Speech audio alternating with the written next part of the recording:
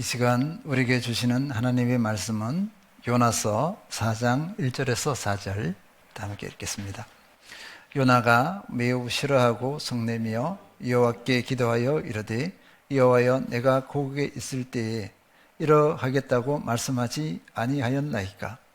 그러므로 내가 빨리 다시스로 도망하였사오니 주께서는 은혜로우시며 자비로우시며 노하기를 더디하시며 인애가 크시사 뜻을 돌이켜 재앙을 내리지 아니하시는 하나님이신 줄을 내가 알았음이니이다. 여호와여 원하건대 이제 내 생명을 거두어 가소서.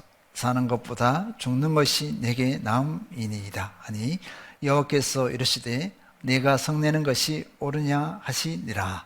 아멘. 오늘 이 시간에는 내 마음과 하나님의 마음 사이라는 제목으로 말씀을 나누도록 하겠습니다.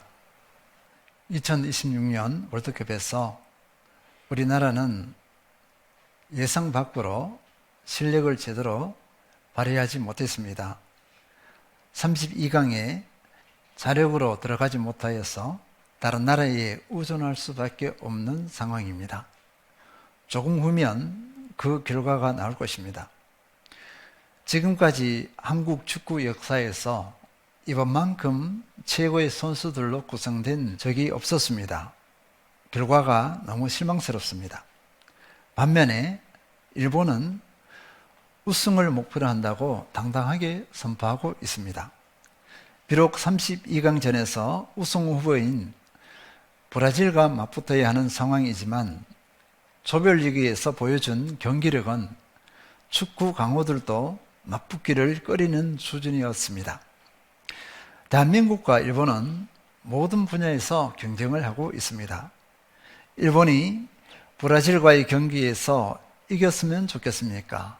아니면 브라질에게 졌으면 좋겠습니까? 제 개인적인 생각은 민족적인 감정으로는 졌으면 좋겠고 아시아의 위상을 위해서는 이겼으면 좋겠습니다. 우리가 일본을 미워하는 것은 역사적인 상처 때문에 그렇습니다.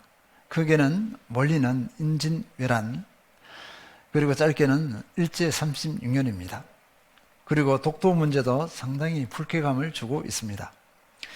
이런 민족적인 감정이 복음 앞에서 어떻게 작용해야 하겠습니까? 또는 개인 대 개인의 관계에서 미워하는 사람에 대한 감정이 복음 앞에서 어떻게 작용해야 하겠습니까? 개인 대 개인의 관계에서 경쟁 관계에 있는 사람에게 대한 감정이 복음 앞에서 어떻게 작용해야 하겠습니까? 개인 대 개인의 관계에서 나보다 못하다고 무시했던 사람에 대한 감정이 복음 앞에서 어떻게 작용해야 하겠습니까? 이것에 대한 답을 오늘 본문을 통해 실마리를 찾았으면 합니다. 요나서 4장 1절 요나가 매우 싫어하고 성내며. 요나라는 사람이 매우 싫어하며 분노하고 있습니다. 매우 싫어한다는 것을 원어적으로 보면 큰 악으로 여겼다, 이런 뜻입니다. 분노는 그냥 화 정도가 아니라 이성을 상실할 정도의 분노입니다. 그리고 계속 분노를 품고 있다는 의미입니다. 우리 시대의 표현으로 말하면 뚜껑이 열렸습니다. 요나는 하나님의 말씀을 받아 백성에게 전하는 하나님의 대언자였습니다. 곧 선지자였습니다. 이 요나가 무엇을 싫어했을까요? 무엇을 큰 악으로 여겼습니까? 누구를 향해 분노했습니까? 배경을 확인해 보도록 하겠습니다. 하나님께서는 요나에게 명령하셨습니다. 요나서 1장 2절 너는 일어나 저 큰 성읍 니느웨로 가서 그것을 향하여 외치라. 그 악독이 내 앞에 상달되었음이니라 하시니라. 하나님께서 요나에게 명령하셨습니다. 너는 아수르의 수도 니느웨로 가서 그들을 향해 외쳐라. 그 내용은 이렇습니다. 너희의 죄악이 쌓이고 쌓여서 하늘에까지 사무쳤다. 그렇기 때문에 너희의 성이 멸망할 것이다. 회개하라. 이것을 선포하라고 했습니다. 요나는 하나님의 이 명령에 순종했을까요? 그렇게 하지 않았습니다. 요나서 1장 3절. 그러나 요나가 여호와의 얼굴을 피하려고 일어나 다시스로 도망하려 하여 욥바로 내려갔더니 마침 다시스로 가는 배를 만난지라. 여호와의 얼굴을 피하여 그들과 함께 다시스로 가려고 배삭을 주고 배에 올랐더라.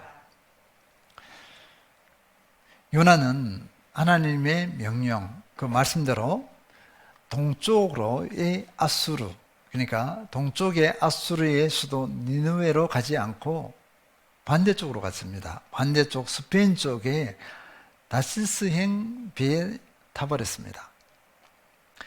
하나님의 명령을 정면으로 거스른 것입니다. 하나님께서 택하셔서 부르신 선지자가 하나님의 명령을 정면으로 거스른다. 이해할 수 없습니다. 참으로 대담합니다. 요나는 하나님의 명령을 순종하기 싫어했기 때문입니다. 왜 그랬을까요? 회개를 선포해야 할 곳은 아수르의 수도 니느웨입니다. 니느웨는, 아수르는 이스라엘과 적대 관계에 있습니다. 적대 관계에 있는 아수르의 수도에 가서 회개를 선포하라. 그런데 요나에게는 이런 마음이 생겨났습니다. 저들이 회개하고서 용서받으면 더 강해져서 이스라엘을 정복하러 올 것이다. 이런 마음이 있었습니다. 아수르의 잔인함을 너무나 잘 알고 있었습니다. 그들은 전쟁에서 사람의 가죽을 벗깁니다. 그리고 사람은 막대기로 꿰어서 성에 꽂아버립니다. 이렇게 잔인한 저들이 이스라엘을 정복하고 얼마나 잔인하게 민족을 괴롭힐 것인가, 그것을 생각했습니다. 요나는 하나님의 자비와 긍휼과 이스라엘의 안전 사이에서 갈등했습니다. 무엇보다 하나님의 성품을 알았기 때문에 더더욱 싫어했습니다. 저 잔악한 니느웨 사람들이 회개의 선포를 듣고 정말 회개해 버리면 하나님께서 그들을 긍휼히 여기시고 용서해 주실 것을 알았기 때문에 그렇게 했습니다. 또 아수르는 하나님을 모르는 나라입니다. 하나님의 구원은 이스라엘의 영역이고 저 무도한 니느웨와는 무관하다고 생각했습니다. 구원은 우리들만의 것이라는 편견을 가지고 있었습니다. 그러기에 요나는 어떻게 생각했을까요? 니느웨가 심판받는 것은 당연하다. 마땅히 심판받아야 한다. 이렇게 생각하고 있었습니다. 그런데 그곳에 가서 회개를 선포하라 할 수가 없습니다. 하나님께서는 도망치고 있는 요나를 어떻게 했을까요? 심판으로 그 생명을 빼앗아 갔을까요? 그러하지 않았습니다. 하나님께서는 요나에게 기회를 줬습니다. 풍랑이 일어나게 해서 선원들이 요나를 바다에 던지게 했습니다. 그런데 하나님께서는 이미 그의 생명을 살릴 준비를 해놓았습니다. 요나서 1장 17절. 여호와께서 이미 큰 물고기를 예비하사 요나를 삼키게 하셨으므로 요나가 밤낮 3일을 물고기 뱃속에 있으니라. 큰 물고기를 준비하셔서 3일 동안 물고기 뱃속에 있게 하셨습니다. 요나는 물고기 뱃속에서 기도했습니다. 요나서 2장 9절. 나는 감사하는 목소리로 주께 제사를 드리며 나의 소원을 주께 갖게나이다. 구원은 여호와께 속하였나이다 아니라. 주권은 주께 있습니다. 구원에 감사드리며 소원한 것을 지키겠습니다 라고 고백합니다. 그런데 요나의 기도, 물고기 뱃속에서 3일 동안 있었습니다. 그곳에서 기도를 얼마나 많이 했을까요? 그런데 그 기도의 내용에 회개가 없습니다. 하나님께서 물고기에게 명령하셔서 물고기가 요나를 해변에 토해냈습니다. 하나님께서 두 번째로 요나에게 명령하셨습니다. 일어나 저 큰 성읍 니느웨로 가서 내가 내게 명령한 것을 그들에게 선포하라. 요나가 어떻게 했을까요? 한 번 겪었잖아요. 도망갔다가 큰 코를 다쳤습니다. 그러면 그 한 번의 경험으로 인해서 100% 순종했을까요? 그렇게 하지 않았습니다. 니느웨는 큰 도시였습니다. 큰 도시였기 때문에 한 바퀴를 돌려면 3일의 기간이 걸렸습니다. 그 정도로 큰 도시였습니다. 요나가 행한 것은 부분적인 순종이었습니다. 요나서 3장 4절, 요나가 그 성읍에 들어가서 하루 동안 다니며 외쳐 이르되 40일이 지나면 니느웨가 무너지리라 하였더니, 최소한 3일 동안 다니며 경고하고 회개를 선포해야 하는데 단지 하루만 그렇게 했습니다. 그런데 놀라운 일이 일어났습니다. 요나서 3장 5절에서 6절, 니느웨 사람들이 하나님을 믿고 금식을 선포하고 높고 낮은 자를 막론하고 굵은 배의 옷을 입은지라. 그 일이 니느웨 왕에게 들리매 왕이 보좌에서 일어나 왕복을 벗고 굵은 배옷을 입고 제 위에 앉으니라. 요나는 3일도 아니고 하루, 그것도 대충 선포했습니다. 믿든 말든 회개하든 말든이었습니다. 에라이 신발이나 받아라, 이런 마음이었습니다. 그런데 니느웨 사람들은 금식을 선포하고 굵은 베옷을 입었습니다. 왕은 왕복을 벗고 굵은 베옷을 입고 제 위에 앉았습니다. 있을 수 없는 일이 일어났습니다. 이들은 정말 통에 자복했습니다. 이스라엘 사람들보다 더 통에 자복했습니다. 하나님께서 어떻게 반응하셨을까요? 요나서 3장 10절, 하나님이 그들이 행한 것 곧 이래서 돌이켜 떠난 것을 보시고 하나님이 뜻을 돌이키사 그들에게 내리리라고 말씀하신 재앙을 내리지 아니하시니라. 하나님께서 니느웨의 백성들을 불쌍히 여기셨습니다. 긍휼히 여기셨습니다. 그들에게 내리리라고 말씀하신 그 재앙을 내리지 않으셨습니다. 그들을 용서해 주신 것입니다. 요나가 싫어했고 분노한 것은 이것이었습니다.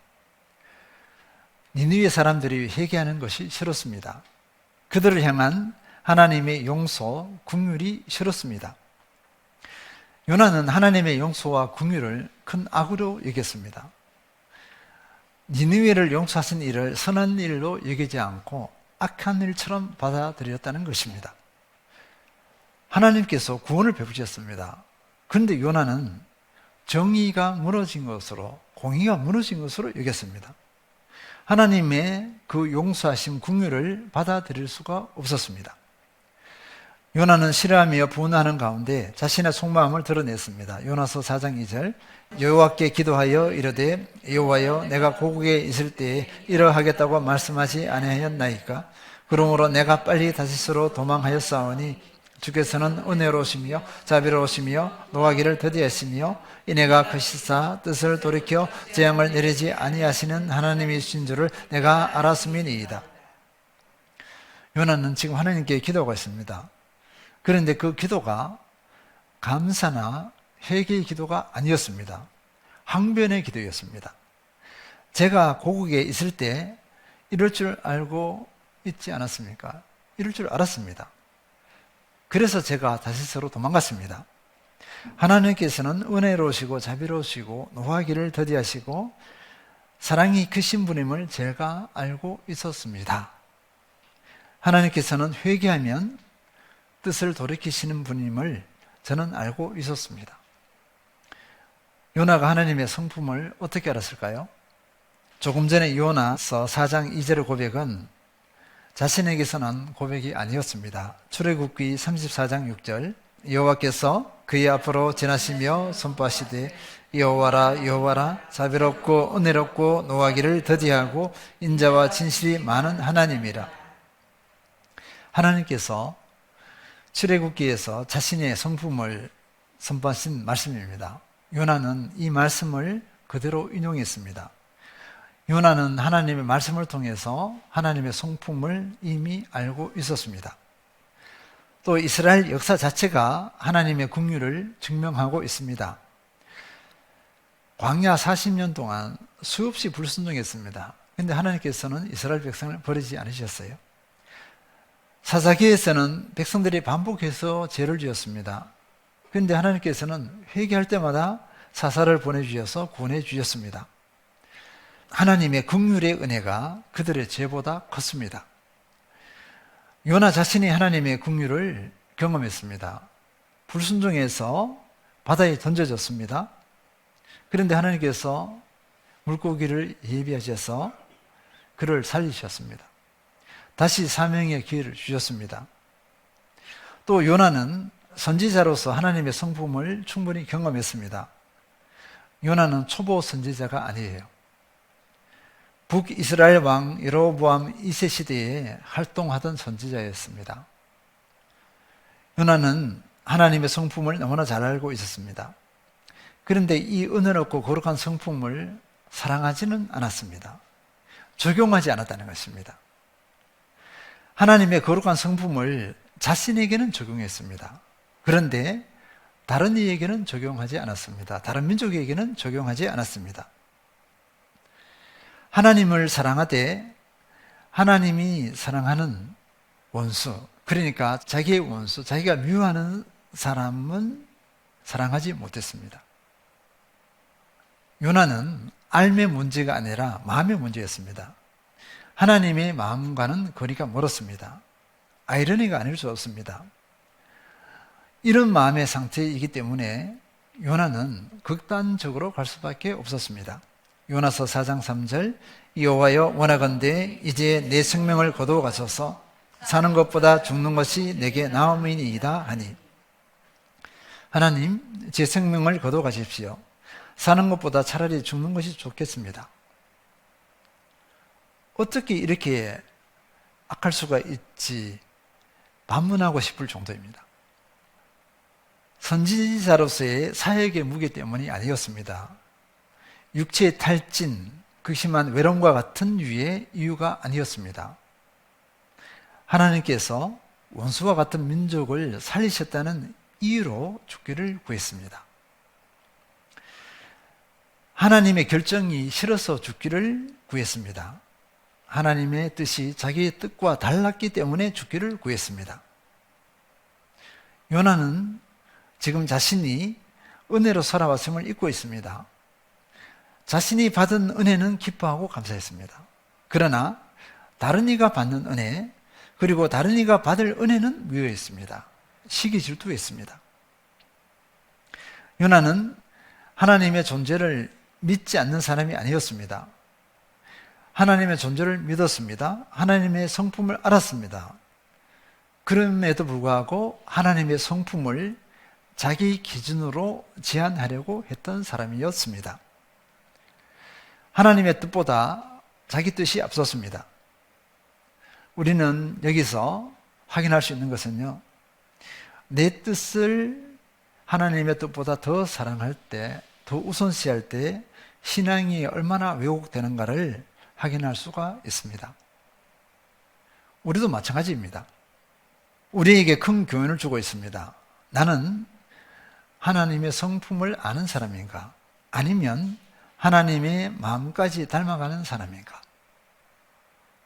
우리는 하나님을 안다, 하나님은 이런 분이시다 합니다. 근데 하나님의 그 성품을 그대로 닮아가고 있는 사람인가? 물어봐야 합니다. 요나는 자기 민족주의에 빠져 있습니다. 아수르가 망하기를 원했습니다. 아수르를 미워한 것입니다. 하나님의 공의에 대해서 오해했습니다. 공의는 좋아했지만 공의와 함께 가는, 함께 역사하는 긍휼, 사랑을 싫어했습니다. 하나님께서 자신을 용서하실 때는 기뻐했으면서도 다른 사람이 용서받는 것은 불편해했습니다. 우리는 나도 이러한 태도를 갖고 있지 않는가를 반드시 살펴보아야 합니다. 이 믿음의 영역을 살펴보아야 합니다. 이런 요나에게 하나님께서 말씀하셨습니다. 요나서 4장 4절, 여호와께서 이르시되 내가 성내는 것이 옳으냐 하시니라.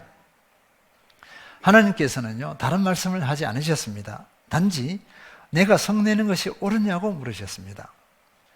회개하는 니느웨 사람들을 용서한 것에 분노하고 억울해하고 원망하는 것이 옳으냐, 이렇게 물으셨습니다. 요나는 니느웨의 죄보다도 하나님의 자비에 대해서 더 화를 내고 있었습니다. 하나님께서는 요나를 꾸짖지 않으시고 요나 자신을 돌아보기를 원하셨습니다. 그리고 가르쳐 주셨습니다. 요나가 니느웨 성이 어떻게 되는가를 살피려고 초막 그늘 아래 앉았습니다. 풀로 이렇게 덮개를 덮어서 초막을 지었죠. 초막이 오래가지 못합니다. 햇빛이 오면 다 마르거든요. 초막이 시들자 하나님께서 박넝쿨을 예비하셨어요. 박넝쿨 잎이 넓습니다. 그 박넝쿨을 예비하셔서 그늘을 지게 했습니다. 요나의 기분이 좋았습니다. 하나님께서는요, 이번에는 벌레를 준비하셔서 그 박넝쿨을 갉아먹게 했습니다. 해가 뜨니까 그 박넝쿨이 어떻게 됐을까요? 바로 시들어 버렸습니다. 해가 머리 위에 쪼이자 요나는 이렇게 했습니다. 사는 것보다 죽는 것이 낫다. 이렇게 불평했습니다. 하나님께서 물으셨습니다. 내가 박넝쿨로 인해 화를 내는 것이 옳으냐? 요나의 답이 가관입니다. 죽고 싶도록 화가 납니다. 이렇게 답을 했습니다. 요나서 4장 9절, 하나님이 요나에게 이르시되 내가 이 박넝쿨로 말미암아 성내는 것이 어찌 옳으냐 하시니 그가 대답하되 내가 성내어 죽기까지 할지라도 옳으니이다 하니라. 요나는 니느웨 사람들을 미워하고 시기 질투해서 저들이 용서받는 것에 분노했습니다. 그런데 지금의 분노는 그런 것이 아니었습니다. 자기 머리를 서늘하게 가려주던 박넝쿨이 시들어 죽었기 때문에 죽고 싶도록 화가 난다고 했습니다. 수십만의 니느웨 사람들의 목숨을 사소한 식물인 박넝쿨보다 못한 것으로 취급하고 있습니다. 그냥 심판받아 모두 멸망하길 바라고 있습니다. 또 하나님의 배려로 주어진 그 박넝쿨이 없어졌다고 해서 자신의 목숨을 거둬달라고 불평하고 있습니다. 파렴치한 같습니다. 이 사람이 선지자예요, 선지자. 우리 시대로 말하면 목사입니다, 목사. 목사가 이렇게 한다고 생각해 보세요. 부끄러움이라고는 조금도 모르는 사람 같습니다. 미움, 편견, 선입견, 시기 질투가 이렇게 무섭습니다. 하나님께서 말씀하셨습니다. 요나서 4장 10절에서 11절, 여호와께서 이르시되 내가 수고도 아니하였고 재배도 아니하였고 하룻밤에 났다가 하룻밤에 말라버린 이 박넝쿨을 아꼈거든. 하물며 이 큰 성읍 니느웨에는 좌우를 분별하지 못하는 자가 심히만 여명이요 가축도 많이 있나니 내가 어찌 아끼지 아니하겠느냐 하시니라. 내가 수고도 하지 않았고 재배도 하지 않았던 박넝쿨, 하룻밤에 났다가 하룻밤에 말라버린 이 박넝쿨을 내가 그렇게 아꼈다. 그런데 이 큰 성읍 니느웨에는 좌우를 분별하지 못하는 사람이 12만 여명이다. 그러니까 수십만이라는 것입니다. 그리고 가축도 많이 있다.